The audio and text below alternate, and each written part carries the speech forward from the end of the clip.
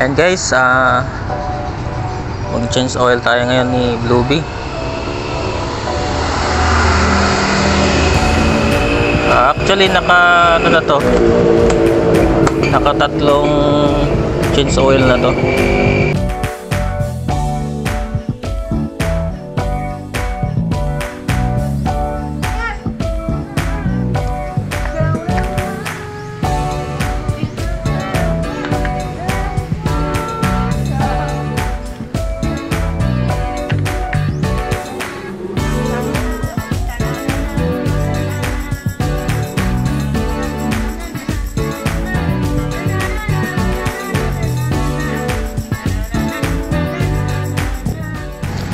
So by the way pala mga kabiyahe, sa gustong mag DIY or gustong magsarili na siya na lang yung mag change oil ng motor niya.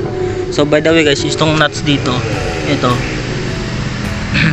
ayan, bali yan guys. Yung una nangangapa ako kung paano ikutin, pag ganon ba or pag ganon. So para iwas loose thread dito guys, yung open ito pag ganon,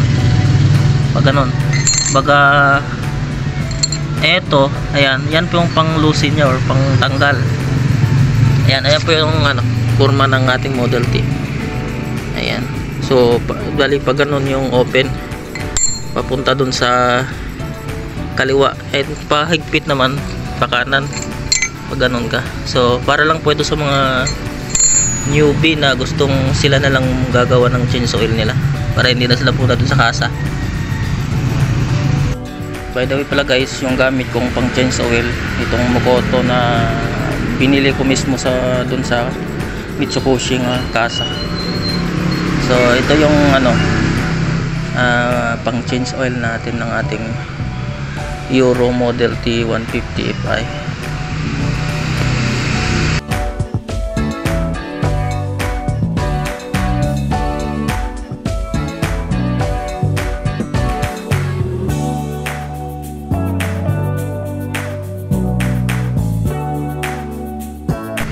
Ayan guys, tapos na natin salinan ng oil. Ibalik na natin tong yung niya.